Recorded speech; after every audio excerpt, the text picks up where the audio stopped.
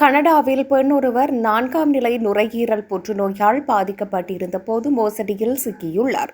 குறித்த மோசடியில் அவர் $85,000 இழந்துள்ளார். தன்னை போலீஸ் அதிகாரியாக காட்டிக்கொண்ட மோசடிக்காரர் ஒருவர் ஏமாற்றப்பட்ட பெண்ணின் வங்கிக் கணக்கில் ஒரு பிரச்சினை இருப்பதாக கூறியுள்ளார். அவர் குறித்த பெண்ணை தொலைபேசி மூலம் தொடர்பு கொண்டு வங்கி அட்டை விவரங்களை கேட்டு அறிந்துள்ளார்.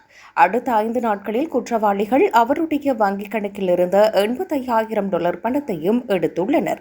நாளொன்றுக்கு $15,000 $20,000 என்ற அளவில் பணத்தை குற்றவாளிகள் எடுத்துள்ளனர். இதனால் குறித்த பெண் தனது வாழ்நாள் சேமிப்பு அனைத்தையும் இழந்தார். இதன் பின்னர் திருடப்பட்ட பணத்தை அவரது மகன் மீட்டெடுக்க முயன்ற போதிலும் ஒரு சிறிய தொகை மட்டுமே திரும்ப கிடைத்துள்ளது.